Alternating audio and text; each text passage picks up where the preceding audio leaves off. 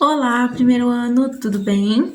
O tema da nossa aula de hoje é distribuição eletrônica, ou seja, é compreender como os elétrons estão divididos na eletrosfera, porque isso interfere na forma como o átomo se comporta, como o átomo reage, por que o átomo reage e com quais átomos ele vai reagir, ok? Então a gente começa esse entendimento a partir da distribuição eletrônica. Nós já vimos em modelos atômicos que o átomo ele possui camadas na eletrosfera que giram ao redor do núcleo, ok? Então aqui eu tenho meu núcleo com meus prótons em rosa e meus nêutrons em roxo, e aqui eu tenho as camadas da eletrosfera. Quantas camadas a eletrosfera tem? 7 camadas, ok? Igual as camadas são igual camada de cebola, né? Uma mais externa que a outra. Então são 7 camadas. Elas recebem os nomes em letras e números. Então, camada 1 é camada K, camada 2 é camada L, camada 3 é camada M, camada 4 é camada N, camada 5 é camada O e camada 6, camada P, camada 7 é a camada Q. Eu coloquei esses números até 2, até 8, enfim, porque cada uma dessas camadas comporta uma quantidade máxima de elétrons. Elas têm uma capacidade máxima de elétrons, ok? Então, aqui 2 elétrons, na L 8 elétrons, na M 18 elétrons, na N 32 elétrons, na O 32 elétrons, na P 18 elétrons e na camada Q 12 elétrons. Quanto mais próxima do núcleo, menos energia essa camada tem. Por quê? Porque o núcleo está atraindo os elétrons dessa camada, porque o núcleo tem uma energia positiva. A camada eletrônica tem uma energia negativa, então existe essa atração de energias positiva e negativa e faz com que a camada K tenha menor energia, ok? Quanto mais distante do núcleo, igual a camada Q, camada 7, a camada mais energética. Então, durante as reações, durante a formação dos compostos, quais átomos vão sair, quais elétrons, desculpa, vão sair do átomo e formar esses compostos? Os que estiverem nas camadas mais externas. Existe uma consideração a fazer que é a seguinte: o número de elétrons é o mesmo número de prótons, né? Então, se eu tenho um átomo pequeno, ou seja, um átomo com poucos prótons, como por exemplo o lítio, que só tem 3, ou o sódio, que só tem 11, eu não vou ocupar todas as camadas, né? Por exemplo, ele só tem 11, o sódio só tem 11 elétrons, então ele vai ocupar a camada K, a camada M, e para completar o 11, um pouquinho da camada M, ok? No caso, 2 mais 8, 10, mais 1 aqui vai dar os 11. Então, quanto mais prótons eu tenho no meu átomo, mais elétrons eu vou ter, então mais camadas eletrônicas eu vou ocupar. Ok. As camadas, ou também chamados níveis de energia, possuem dentro delas outras divisões, que são chamadas de subníveis, ou linhas SPDF. Linhas SPDF. A linha S tem o nome de S pela palavra shine, que são as linhas brilhantes. A linha P, linhas principais. Linhas D, linhas difusas. E linhas F, linhas finas.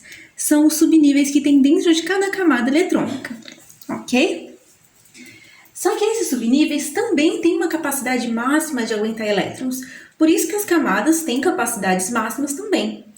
Por exemplo, a camada K, a gente já viu que a capacidade máxima dela é 2 elétrons. Por quê? Porque o subnível S é o único que a camada K tem, e o subnível S aguenta até 2 elétrons no máximo. Então, a camada K só pode ter os 2 elétrons do seu subnível S. A camada L ela comporta até 8 elétrons. Por quê? Porque ela possui o subnível S, que comporta até 2, e o subnível P, que comporta até 6. Então, 2 com 6, 8 elétrons. A camada M, ela comporta o subnível S, o P e o D. O S, 2 elétrons, o P, 6 elétrons e o D, 10 elétrons. Então, 2 mais 6, 8 mais 10, 18. Camada N comporta o S, o P e o D e o F. 2 com 6, com 10 e com 14, que é o que suporta o subnível F, dá 32.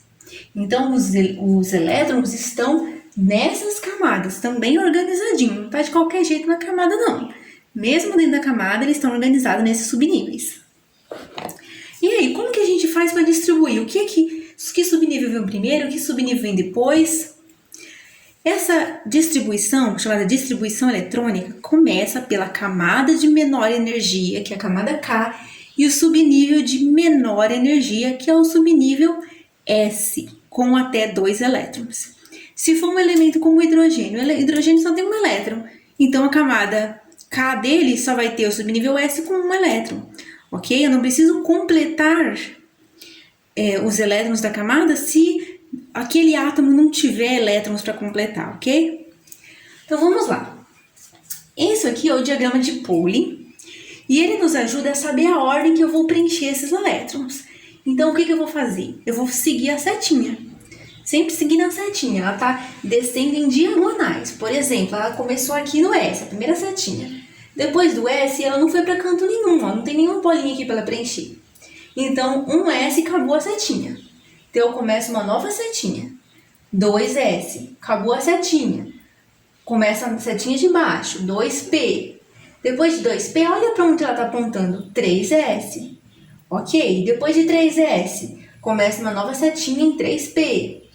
De 3P, a setinha desceu em diagonal para 4S. Você pode ver que tinha mais um subnível aqui, mas não foi ele que foi preenchido primeiro. A setinha desceu para o subnível 4S, que é um subnível um pouquinho acima, em outra camada. Depois que terminou aqui, a setinha não tinha lugar para a setinha ir mais, aí eu comecei uma nova setinha que começa em 3D. 3D, aí vai 4P, aí 5S, aí 4D, 5P, 6S, acabou a seta, começa outra seta. 4F, 5D, 6P, 7S. Aí começa uma nova camada. 5F, 6D e aí acabou. Ok? Então, você tem que prestar bastante atenção no diagrama, aprender sempre a montar ele, lembrando que são as diagonais assim, porque às vezes você pode ficar na dúvida, mas como assim? Veio de 4P para 5S, por que não preencheu 4D? Não preencheu 4D porque não está na hora ainda. A setinha está apontando para onde? Para 5S, ok? Então a gente vai fazer a distribuição do sódio, que é um elemento bem simples, bem pequeno, para começar a treinar isso, ok? O sódio tem 11 elétrons, então vamos lá.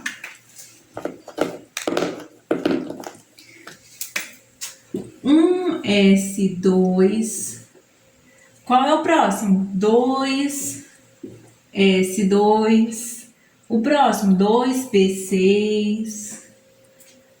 Sempre contando os elétrons que você já preencheu para não ultrapassar, ok? Então aqui já deu 2 com 2, 4, com 6, 10. Olha só falta 1. Ok, então 3P acabou. Quem é o próximo? 3S. 2P acabou, o próximo é 3S. 3S cabe até 2, mas eu só preciso de 1. Então, 3S1. Então, essa aqui é a configuração eletrônica, distribuição eletrônica por subníveis. É assim que a gente chama. Mas aí, quando eu quero saber a distribuição em camadas, aí a gente vai pensar. Qual é a camada K? É a camada 1. Quantos elétrons eu coloquei? Coloquei 2. E a camada L? É a camada 2. Eu coloquei 8 elétrons. E a camada M? A camada M é a camada 3. Ela comporta até 18, mas eu só precisei de 1. Então, a camada M tem 1 elétron. Importante sobre as camadas eletrônicas. Importantíssimo. A última camada é chamada de camada de valência. Por que camada de valência? Porque é essa camada que vai fazer a interface com outros átomos e montar os compostos, tá? É através da camada de valência. A gente já viu lá em modelos atômicos que Thomson descobriu que os elétrons saem do átomo, escapam. E escapam da onde? Da camada de valência. Por isso o nome dela, camada de valência. Ok? Então, a camada de valência do sódio é a camada M. E é importante a gente separar dois conceitos. Camada de maior energia e subnível de maior energia. Qual é a camada de maior energia? É a última camada, é a valência. Ponto. Mas qual é o subnível de maior energia? É o último subnível que eu preenchi durante a distribuição eletrônica. Então, no caso aqui do sódio, qual é a camada de maior energia? É a camada 3. E qual é o subnível de maior energia? É o último subnível que eu preenchi. Então, 3S. Opa. Aqui, ó. 3S, ok?